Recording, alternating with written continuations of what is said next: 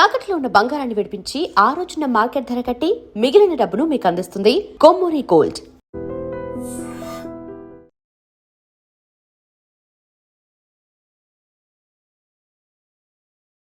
ఈరోజు Madhapur police station ముందు ఒక అడ్వకేట్గా కాకుండా ఒక విక్టిమ్గా నించున్నాను. నేను ఒక విక్టిమ్గా జీ టీవీ మీడియాలో 2 ఏళ్ల క్రితం నా బిల్లు పెండింగ్ ఉంది, 35,000 బిల్లు నేను షూట్ చేశాను, కాస్ట్యూమ్స్ చేశాను. దానికి తగ్గట్టు నేను బిల్ చేశాను. వాళ్ళు ఏదో జిఎస్టీ ప్రాబ్లం ఉందంటే నేను బిల్ తీసుకోవడానికి వెళ్ళాను. అండ్ ఓంకారం గురుగారు షూట్స్ కూడా నడుస్తుంది. సరే ఒకసారి వెళ్ళి ఆయనకు కూడా నమస్తే పెట్టొద్దామని చెప్పి నేను జీటీవీలో ఎంటర్ అవ్వడం జరిగింది. అక్కడ ఎంట్రీలో కూడా రాశాను. అండ్ ఈ అబ్బాయి పేరు కూడా మర్చిపోయాను, ఎందుకంటే 2 సంవత్సరాల క్రితం కిషోర్ అనే అతను మనకి డ్రామా జూనియర్స్ చేస్తాడు, అతనిది షూట్ చేశాను, కాస్ట్యూమ్స్ కూడా చేయడం జరిగింది. అతని టీంలో ఉన్నాడు. వేరే కాస్ట్యూమ్స్ గురించి ఇలా కాదు అలా కాదు ఇలా అని చెప్పి పిచ్చి పిచ్చిగా మాట్లాడితే నేను కొంచెం ఎందుకు మీరు నాతో ఇట్లా మాట్లాడుతున్నారు, మీరు ఒక జూనియర్ డైరెక్టర్, మీరు మెయిన్ డైరెక్టర్ కాదు, నేను ఏదన్నా ఉంటే వేరే డైరెక్టర్ ఎవరైతే ఉన్నారో వాళ్ళతో మాట్లాడతానంటే అప్పుడు అసభ్యకరంగా మాట్లాడాడు, సెక్షువల్ ఫేవర్స్ అడిగాడు. నేను జీటీవీ యాజమాన్యం వరకు తీసుకెళ్ళడం జరిగింది. అప్పుడున్న నాన్ ఫిక్షన్ హెడ్, ఎందుకంటే నేను జీటీవీలో Sunny Leone show Telugu medium school అని 11 ఎపిసోడ్స్ చేశాను, టిడా క్రియేషన్ అని. Z5లో ఇప్పటికీ మీరు వెళితే చూడొచ్చు, నా బ్రాండ్ ఉంటుంది. నేను ఆల్మోస్ట్ ఒక 2 years వర్క్ చేశాను నేను జీటీవీకి. సో అప్పుడే ఇతనితో కాన్ఫ్లిక్ట్ ఉంది. సెక్షువల్ ఫేవర్స్ అడిగితే నేను అతని సీనియర్ దగ్గర తీసుకెళ్ళడం జరిగింది. నేను అతని సీనియర్ దగ్గరికి వెళ్ళే ముందే హెడ్ ఆఫ్ నాన్ ఫిక్షన్కి నా గురించి కంప్లైంట్ చేయడం, పిచ్చి పిచ్చిగా మాట్లాడటం, ఇదంతా చేస్తే సురేష్ అనే వ్యక్తి దీనికి సాక్ష్యం. జీటీవీలో సురేష్ కిషోర్ టీంలో పనిచేస్తాడు ఇతను. సురేష్ ఎందుకు మళ్ళీ నీకు యాజ్ ఎ ఆడపిల్లగా ఇప్పుడు మనం కాస్ట్యూమ్స్ చేస్తాం, మళ్ళీ టీవీ షో ఇవన్నీ ముందుకెళ్తే ఎందుకు సెక్షువల్ అసాల్ట్ ఇవన్నీ కేసులు పెట్టడం. అప్పటికే నేను లా ప్రాక్టీస్ చేయకపోయినా చదివి ఉన్నా. నేను ఆడపిల్లతో ఇలా మాట్లాడటం కరెక్ట్ కాదండి, నేనేదో పని చేసుకోవడానికి వచ్చాను. నువ్వు వెండరు, అతను ఎంప్లాయీ, అయితే గీతే నిన్ను తీసేస్తారు జీటీవీలోంచి, అతన్ని అయితే తీరు అంటే నేను ఇంకా సరే వదిలేశాను. నేను ఇతని షో అయితే చేయను అని చెప్పి నేను వేరే షో చేస్తానని చెప్పి నేను అక్కడితో వదిలేయడం జరిగింది. ఇది పూర్వాపదం జరిగిన అంతకుముందు ఇతనితో జరిగిన సంభాషణ. సో ఈరోజు నేను నా బిల్ కోసం వస్తే నా కారు దగ్గర నించొని శ్రీకాంత్ అని ఆయనతో మాట్లాడుతున్నా. మీరు సీసీ ఫుటేజ్ తీస్తే మీకు కనిపిస్తుంది క్లియర్ కట్గా ఎక్స్టర్నల్ జీటీవీ బయట. నేను ఆయన మాట్లాడుకున్నాం. ఏమంటే ఒక అబ్బాయి ఉన్నాడు, అసలు అబ్బాయి పేరు కూడా మర్చిపోయాను, ఎందుకంటే జరిగి కూడా ఆల్మోస్ట్ 2.5 years అయిపోయింది. 2023-24 సందర్భంలో జరిగింది ఇది. సో 2024లో ఒక అబ్బాయి ఉండాలండి, ఇలా నన్ను ఏదో పడుకోమని అడిగాడు, ఉన్నాడా, అసలు వాడిని తీసేశారా లేదా, ఇంకా అలానే వేరే అమ్మాయిలను ఏమన్నా చేశారా అని నేను మాట్లాడుతూ ఉన్నా. ఆ సురేష్ అని అతను వచ్చాడు, అతనికి సంబంధించిన టీం మెంబర్. ఏంటో బొద్దుగా ఉన్నావు, ఏం మీ ఆవిడన్నా ప్రెగ్నెంట్ అంటే అవును మేడం అన్నాడు. వాడేనా వీడు ఇతను కూడా ఎదిగిపోయాడనో ఏదో అన్నాను నేను. అతని పక్కన వేరే షర్ట్ అతను వెళ్తున్నాడు, వెళ్తే నాకు తెలిసి ఏయ్ నన్నేనా అనేది నువ్వు ఏయ్ అని మాట్లాడు, వేలెత్తి చూపించడం. అక్కడ ఏం సంభాషణ జరిగింది ఏంటి అనేది అక్కడ సురేష్ ఉన్నాడు, శ్రీకాంత్ అనే వాళ్ళు ఉన్నారు. ఓకేనా. సో నేను అంతకుముందు తను నన్ను అడిగినవి చెప్పాను వీళ్ళకనో, మరి ఏమనుకున్నాడో ఏమో వచ్చి బెదిరించాడు. నేనన్నా వెళ్ళిపోయి ఇక్కడి నుంచి, అసలు నేను నీతో మాట్లాడలా. అండ్ నేను అడ్వకేట్, నువ్వు చెయ్యెత్తి మాట్లాడుతున్నావు. అప్పుడంటే నేను ఊరుకున్నా, నేనేం చేయలా. నేను అప్పుడు ఒక వెండర్ని పని చేస్తూ ఉన్నాను, నువ్వు ఇక్కడ ఎంప్లాయీవి, నన్ను అది చేస్తా ఇది చేస్తా అని బెదిరించి నా మీద కంప్లైంట్లు ఇచ్చి నన్ను అందులోంచి తీయించేయడానికి నువ్వు ప్రయత్నం చేసావు. బట్ ఇప్పుడు నేను అడ్వకేట్ని, ఆడపిల్లని, నువ్వు రోడ్డు మీద వేలెత్తి చూపించి మాట్లాడుతున్నావు. అంతకుముందు నన్ను సెక్షువల్ ఫేవర్స్ అడిగింది నేను చెప్పేస్తాను, అంటే నీ మీద నేను కేసు పెడతాను, నేను ఎవరో తెలుసా అది ఇది అన్నాడు. బాబు నీతో నాకు ఎందుకు, నువ్వు వెళ్ళిపో.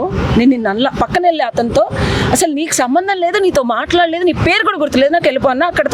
అక్కడికి అయిపోయింది. మీరు ఇది సీసీటీవీ ఫుటేజ్, నేను రిక్వెస్ట్ చేసేది ఇది ఫుటేజ్ తీసి చూడండి. అతను వెళ్ళిపోయిన తర్వాత అతను సీనియర్ ఎవరు నేను అడిగాను, అసలు ఇతన్ని మళ్ళీ హైర్ చేసుకుంది ఎవరు జీటీవీలోకి.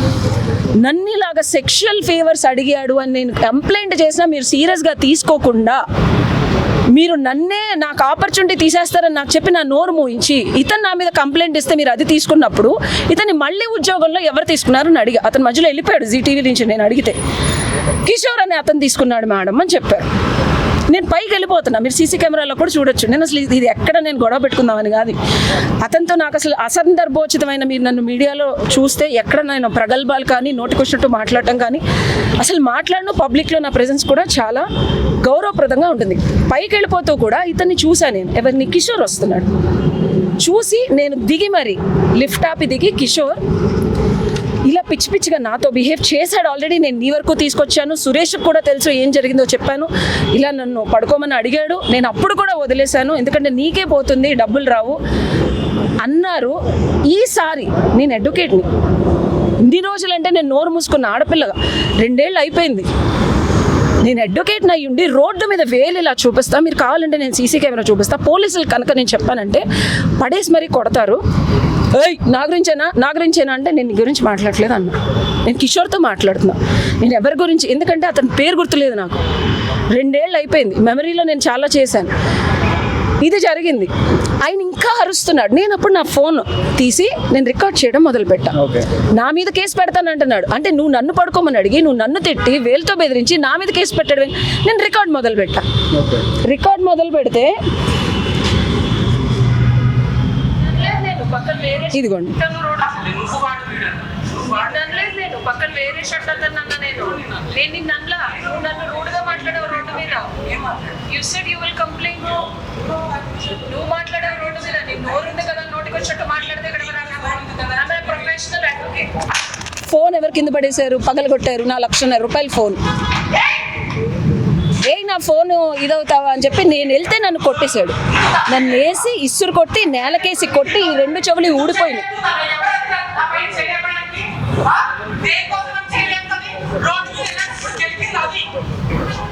రోడ్డు మీద వెళ్ళేటప్పుడు జరిగింది ఏంటనే ఇతను డిఫైన్ చేస్తున్నాడు. అది నన్ను ఎక్కడ జరిగింది అంతా కూడా జీటీవీ ముందు రోడ్డు మీద వెళ్ళేటప్పుడు అది నన్ను ఏమని సంబోధిస్తున్నాడు. అది నేను అడ్వకేట్ అని తెలిసి బూతులు ఎలా మాట్లాడుతున్నాడో మీరు వినండి. రికార్డ్ అవుతుందని తెలిసి కూడా రికార్డ్ అవ్వక ముందు నేను అసలు రికార్డ్ కూడా చేయలే. గొడవ ఎందుకు, నాకు అనవసరం. 2 ఏళ్ల క్రితం ఎలా వెళ్ళిపోయాను, ఈసారి కూడా నేను వెళ్ళిపోతే ఫోన్ వేసి ఇసురు కొట్టి నేను మీదకి వెళ్తే నా మీద చెళ్ళు నా తల పగిలేలా. 2 అబ్బాయిలు, కిషోర్ ఉన్నాడు, ఆ పక్కన ఇంకో జీటీవీ వాళ్ళు ఉన్నారు, ఒక ఆడపిల్ల, 4 మధ్యలో ఉంటే ఏమనుకుంటుంది, ఈ అబ్బాయిని ఆపుతారు అనుకుంటారు. జీటీవీ వాళ్ళు కానీ ఆ పక్కన ఇంకొక అమ్మాయి ఉంది, అమ్మాయి కానీ ఇతన్ని ఆపలేదు. ఇప్పుడు షాక్, నేను ఇలా ఉన్నాను కదా, ఇలా వేసి కొట్టి ఇలా తిప్పి ఇలా కొట్టేసాడు. ఈ చెవులు అన్నీ ఊడిపోయి పడిపోయినాయి. ఇది మీకు రికార్డింగ్లో ఉంటుంది, తీసి చూడండి. అంత చచ్చేలాగా కొడతా. నా బ్రెయిన్కి ఇప్పుడు నేను స్కానింగ్ తీసుకొని వచ్చాను, కళ్ళు తిరిగిపోతున్నాయి నాకు. అంత చచ్చేలాగా ఒక ఆడపిల్లని కొడితే జీటీవీ యాజమాన్యం కూర్చొని నీదే తప్పు, నువ్వు బయట ఏదో అనుంటావు. 2 ఏళ్ల క్రితం కూడా ఇదే జరిగింది. బయట ఏదో నువ్వు అనుంటావు, అందుకనే అతను ఏదో సరే బయట ఏదో అంది. ఎవరు వెళ్ళిపోయారు, నేను వెళ్ళిపోయా. నేను నిజంగా అతనితో గొడవ పెట్టుకోవాలంటే ఎవరు పడాలి, ఎవరు ప్రేరేపించాలి? ముందు నేను వెళ్ళి ఎవరికి రిపోర్ట్ చేస్తున్నా, అతను ఎవరైతే హైర్ చేసుకున్నారో అతను సీనియర్ అథారిటీకి రిపోర్ట్ చేస్తున్నా. ఇట్లా కనుక చేస్తే ఇప్పుడు నేను అడ్వకేట్ని, మీరు అడ్వకేట్ మీద ఇష్టం వచ్చినట్టు పడుకోవడానికి వస్తావా ఇలా అంటే కుదరదు, బెదిరిస్తే కుదరదు అని నేను చెప్తే కూడా ఆ అబ్బాయి అసలు, నేను అడిగా ఎందుకు మీరు ఇట్లా అంటే, రేపొద్దున్న వేరే వాళ్ళు ఎందుకు మరి అమ్మాయిని కొడుతుంటే మీరు ఎందుకు ఆపలేదని కిషోర్ని అడిగితే, రేపొద్దున్న మోహన్ చూడాల్సింది అతని ఆవిడ కాదు కదా, అంతకు ముందులాగా ఆవిడ వెళ్ళిపోద్దిగా, అప్పుడేం చేయలేదు ఇప్పుడేం చేస్తున్నాడు. జీటీవీలో డ్రామా జూనియర్స్ కి డైరెక్టర్. అది నేను ఇందాక సార్ని అడిగా, నాకు తెలియదు. అఖిల్ అంట అబ్బాయి, అందులో ఆ కిషోర్ అనే టీంలో జూనియర్ డైరెక్టర్ అంట. అంతకుముందు ఏదో ఎక్స్టర్నల్గా చేసేవాడు, మరి ఇప్పుడు అక్కడ ఏం పొజిషనో కూడా నాకు తెలీదు. నేను చాలా చాలా చాలా తక్కువ మాట్లాడతా. రోడ్డు మీద జరిగి అతను అంతకుముందు ఆ హిస్టరీ, అంటే ఒక ఆడపిల్ల, నేను ఒకటి అడుగుతున్నాను, నేను అంతకుముందు ఫ్యాషన్ డిజైనింగ్లో ఉన్నా. ఫ్యాషన్ అంటేనే ఇలా చేస్తారనే ఒక అపోహో మరేమో, అంటే మీడియాలో ఒక ఫ్యాషన్ డిజైనింగ్లో ఒక ఎంటర్టైన్మెంట్ ఫీల్డ్లో ఒక షూట్కి వస్తే ఆడపిల్ల ఏజ్కి నేను నీకంతా పెద్దదాన్ని అసలు ఎలా అది అని మాట్లాడుతున్నాడు. విన్నారా? ఏజ్కి కానీ దేనికి సంబంధం లేకుండా, అంటే మా ఒళ్ళు మేము ఇస్తే తప్పించి మాకు ఆపర్చునిటీలు ఇవ్వరా? వెళ్ళి మేము మీడియా హౌస్లో కూడా కంప్లైంట్ చేస్తే ఎదురు అతను చేసిన కంప్లైంటే తీసుకున్నారు. అంతకుముందు కూడా నేను ఇప్పుడు 100కి ఫోన్ చేశానండి, పోలీసులు వచ్చారు.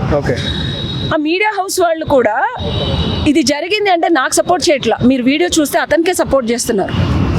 పోలీసులు కూడా ఇన్వెస్టిగేషన్ చేయండి సార్, ఇక్కడ అడగండి అంటే ఎంతసేపు మేము సార్ మాట్లాడుతుంటే I called my senior as my senior council because నేను అడ్వకేట్, నేను I mean victim position, I can't talk. Sir వచ్చి అమ్మాయిని ఎలా కొడతారండి అని అంటే అతనికే డిఫెండ్ చేస్తున్నారు. పోలీసులు కూడా అక్కడ ఏమీ ఎంక్వైరీ చేయాల, ఇక్కడికి రమ్మన్నారు.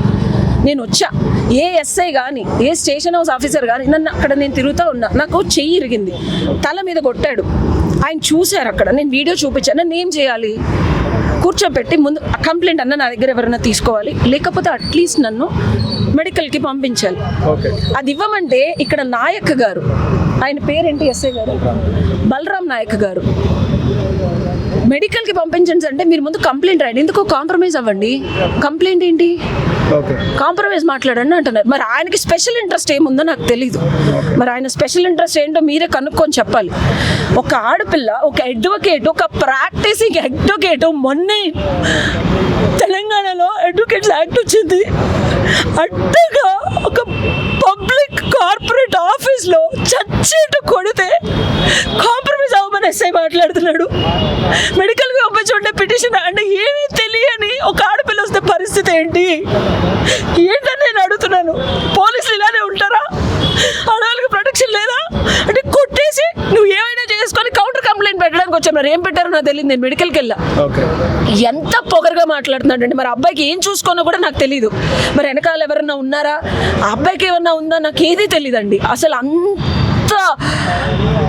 అంత దారుణంగా పొగరుగా ఏం పీక్కుంటావో పీక్కో, నువ్వు ఇప్పుడు వచ్చి పడుకోకపోతే నేను నీ మీద కంప్లైంట్ చేస్తా, అది ఇది అని బయట మాట్లాడి వచ్చి నన్ను కొట్టాడు. కొడితే ఎస్ఐ కాంప్రమైజ్ అవ్వమని నీ చెల్లికి నీ కూతురికి అట్లా అయితే ఎవడన్నా పబ్లిక్ లో కొడితే ఎస్ఐ ఇది అడుగుతాడా? ఏంటి ఆయనకి స్పెషల్ ఇంట్రెస్ట్? ఏంటి ఇంట్రెస్ట్? ఏంటండి ఇంట్రెస్ట్? సార్ ఏంటి సార్? ఏంటంటే మేడం స్టోరీ ఏదైతే జరిగిందో చాలా బాధాకరం. దాని మీద ఇష్యూ నేను ఎస్ఐ గారి ప్రవర్తన ఏదైతే ఇప్పుడే నాకు తెలుస్తూ ఉన్నది. బట్ నేను వచ్చి రాగానే సిఐ గారిని కలిసినాను. దానికంటే ముందు సిపి సైబరాబాద్ రమేష్ గారు కూడా నేను మెసేజ్ పంపించడం జరిగింది. తను చాలా పాజిటివ్గా రెస్పాండ్ ఇచ్చినారు. Okay sir, we have done with the case, నేను ఖచ్చితంగా చూసుకుంటాను చెప్పి కూడా సైబరాబాద్ సిపి గారు మెసేజ్ ఇచ్చినారు. I'm very happy and thankful for that sir. Cyberabad CP గారికి నేను థ్యాంక్స్ తెలియజేస్తూ ఉన్నాను. వెంటనే మళ్ళీ నేను సిఐ గారిని కలవడం జరిగింది. ఆయన ఏదైతే ఇన్సిడెంట్ జరిగిన ఇన్సిడెంట్ అంతా కూడా నేను పూసగుచ్చినట్టుగా నరేట్ చేసి చెప్పడం జరిగింది. వాళ్ళు ఎంత పెద్దోళ్ళైనా కూడా, జీ టీవీ కావచ్చు, ఇంకే టీవీ అన్న కావచ్చు, వాళ్ళకి ఎంత దమ్మున్నా పర్లేదు, చట్టం ముందు ఎవరు కూడా గొప్పలు కాదు, ఎవరు కూడా అతిథులు కాదు. 100% కేసు రిజిస్టర్ చేసేసి వాడిని ఈరోజు రిమైండ్ చేస్తానని సిఐ గారు నాకు చెప్పడం జరిగింది. సిపి గారు కూడా సిఐ గారికి ఇన్స్ట్రక్షన్స్ ఇచ్చినారు. డీసీపీ గారి దృష్టిలో కూడా నేను పెట్టడం జరిగింది. ఒక మహిళా న్యాయవాదికి ఇది జరిగితే ఎప్పుడు అనుకుంటాం సాధారణ పౌరులకి ఏంటిదని చెప్పేసి. తనంతా ఏడుస్తూ ఆవేదన ఎక్స్ప్రెస్ చేస్తూ ఉందంటే తన దుఃఖాన్ని ఇన్ని సంవత్సరాలు తెగమించుకొని ఈరోజు ఒక్కరోజు ఆమె అవుట్ బస్ట్ అవుతూ ఉన్నది. తను చేసిన ప్రోగ్రామ్స్కి అంత పెద్ద ఛానల్ అయి ఉండి డబ్బులు కట్టాల్సింది పోయేసి, మీకు ఇంకా అవకాశాలు రావాలంటే మాతో పాటు మీరు అన్నిటికీ కోఆపరేట్ చేయాలి. ఈ వ్యవస్థ మారదా? ఈ మూర్ఖులు మారరా? ఎంతకాలం? అదే నీ సొంత చెల్లెనో లేకపోతే నీ సొంత తల్లినో లేకపోతే మీ భార్యలనో ఎవరైనా ఇదే విధంగా ప్రవర్తించి విధంగా మాట్లాడితే మీరు సహిస్తారా? అంత ఆవేదన ఆమె ఎక్స్ప్రెస్ చేస్తూ ఉన్నది. ఆమె గుండెల్లో నుంచి అంత బాధ వస్తూ ఉన్నదంటే ఆమె మాట్లాడే ఏ పదంలో కూడా అబద్ధం కనబడతా ఉంది. సరదాగా కొట్టేస్తారు సార్, నాకు అర్థం కాని విషయం.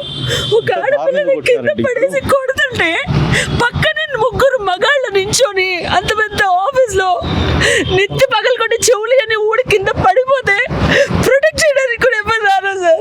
ఏంటి సార్, ఏ సమాజంలో బతుకుతున్నా సార్? నేను అక్కడికి వెళ్ళి కూడా నేను ఏ సమాజంలో బతుకుతున్నా మనం? అక్కడికి వెళ్ళి నేను మాట్లాడుతున్నప్పుడు నన్ను ఆ ఛానల్ వాళ్ళు యజమాన్యం కూడా బేసిక్ కామన్ సెన్స్ కూడా లేకుండా మాట్లాడుతున్నారు. వాళ్ళు పావు గంట బయట నిలబెట్టినారు. మా తోటి అడ్వకేట్కు ఈ రకంగా అన్యాయం జరిగింది, ఆమెను కొట్టింది నేను తెలుసుకుందామని వస్తే వాడు అంటే మర్యాద లేదని నీకు అని చెప్పి మాట్లాడుతున్నావు. వాడు అంటే వాళ్ళ అమ్మని కూడా అంట. ఇంత అన్యాయం జరుగుతూ ఉంటే యూజ్లెస్ ఫెలో గాడికి వానికి మర్యాద ఇచ్చేది ఇంద్రా? యూజ్లెస్ ఫెలో, నీది ఎంత పెద్ద ఛానల్ అయితే ఇంద్రా? ఇదా చేయాల్సింది? ఒక ఆడ మనిషిని కొడతారా? కొట్టి సమాధానం చెప్పించుకుంటారా? ఇదేనా జరిగేది? నేను మాట్లాడుతూ ఉంటే కూడా నాకు తిరిగి సమాధానం చెప్తా ఉన్నాడు. ఇంతటి దారుణమా? పోలీసులు వచ్చినారు. పోలీసులు తీసుకొచ్చి వారిని రిమైండ్ చేయాల్సింది, అరెస్ట్ చేయాల్సింది. వారికి సహకరిస్తూ ఉన్నారు. మన సంస్థలో ఒకవేళ తప్పు జరిగితే సమర్థించుకోవాలి, సరి చేసుకోవాలి, సర్ది చెప్పుకోవాలి. కానీ నలుగురు కలిసేసి ఒక్క మగోడు ఒక ఆడ మనుషులు కొడుతూ ఉంటే, నలుగురు వాళ్ళకు వత్తాసు పలుకుతూ ఉంటే ఏం మాట్లాడితే మేము చెప్తాం వీళ్ళకి? ఇంత దారుణమా? ఒక్కటి చెప్తున్నానమ్మా, అడ్వకేట్స్ అందరికీ కూడా నేను ఈరోజు ఇన్ఫార్మ్ చేయడం జరిగింది. మా Hyderabad high court bar association president గారు కూడా నేను తెలియజేయడం జరిగింది. రేపు ఇమీడియట్గా నేను ప్రెస్ మీట్ కాల్ఫర్ చేస్తూ ఉన్నారు. ఖచ్చితంగా ఈ యొక్క ఇష్యూని డీజీపీ లెవెల్కి, అవసరమైతే సీఎం లెవెల్ కూడా తీసుకెళ్తారు. ఇటువంటి అగత్యాలు కనుక మహిళల పట్ల జరిగితే, ఇప్పుడున్న పరిస్థితుల్లో అడ్వకేట్స్ ప్రొటెక్షన్ యాక్ట్ కూడా వచ్చింది.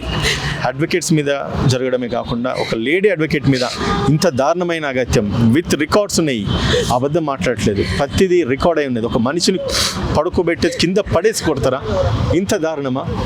ఎంత కూడా నేనేం తప్పు చేశానండి? ఒక మగాడు నా మీద పడి కొడుతుంటే ఆ జీటీవీ యాజమాన్యం కూడా దాన్ని సపోర్ట్ చేస్తారా? బేసిక్ కామన్ సెన్స్ ఉందా?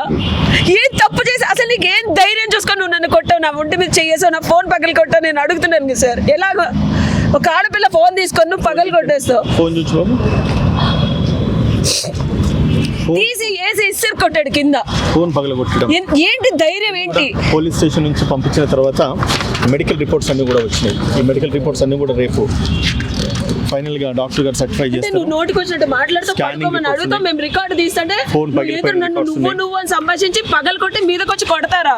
మనం ఏ రాష్ట్రంలో బతుకుతున్నాం, ఏ సమాజంలో బతుకుతున్నారండి? మనుషులమే కదా, ప్రొటెక్షన్ లేదు ఆడపిల్లలకి. డబ్బుల కోసం మేము పనిచేసి డబ్బుల కోసం వెళ్తే మీతో పడుకోలేదని కొడతారా మమ్మల్ని? ఎప్పుడో గ్రజ్జు పెట్టుకొని అది కొడుతుంటే మళ్ళీ సమర్థిస్తారా? ఏ సమాజంలో బతుకుతున్నాం? మాకు ఇంకా ప్రొటెక్షన్, అడ్వకేట్ ఇవన్నీ వదిలేండి ఉదయ్ గారు. ఆడపిల్లని నేను, ప్రతి ఆడపిల్లకి జరిగే అన్యాయమే ఇది నరేష్. ప్రతి ఆడపిల్లకి జరిగే అన్యాయమే. ఈరోజు అడ్వకేట్ జరిగిందంటే ఖచ్చితంగా కూడా అడ్వకేట్స్ అంతా కూడా సపోర్ట్ చేస్తారమ్మా, మీరేం వరి కానక్కర్లేదు. అడ్వకేట్ సైడ్ నుంచి కూడా ఖచ్చితంగా మీ అందరికీ సపోర్ట్ ఉంటుంది. లేడీస్ అందరూ కూడా ఇటువంటిది ఏది జరిగినా కూడా సపోర్ట్ ఉంటుంది అని చెప్పేసి ఒక కాంగ్రెస్ పార్టీ లీగల్ అసలు వైస్ చైర్మన్గా, లీగల్ రిప్రజెంటేటివ్ కూడా అధికార పార్టీ నుంచి కూడా మా సైడ్ నుంచి నేను మాటిస్తూ ఉన్నాను. అవసరమైతే సీఎం గారి దృష్టి కూడా ఇది వెళ్ళే విధంగా నేను 100% కృషి చేస్తాను. మా లీగల్ సెల్ చైర్మన్ మొన్ననే బార్ అసోసియేషన్కు మెంబర్ కూడా ఎలక్ట్ అయినారు, పొన్నం అశోక్ గారి. అందరూ కూడా బార్ అసోసియేషన్ కమిటీ అంతా కూడా దీని మీద విచారించేసి ఏం జరిగిందో తెలుసుకొని హైకోర్టు అసోసియేషన్ నుంచి కానీ ఆల్ స్టేట్ బార్ అసోసియేషన్స్కి ఇది ఇన్ఫామ్ చేసేసి ముక్తకంఠంతో ఖండించి ఖచ్చితంగా ఒకరోజు కోర్ట్స్ బైకాట్ చేయాల్సిందిగా నేను ఒక రిప్రజెంటేషన్ అయితే మా అడ్వకేట్స్ అసోసియేషన్కి, బార్ అసోసియేషన్కి అయితే ఖచ్చితంగా పంపిస్తాను, తెలియజేస్తాను.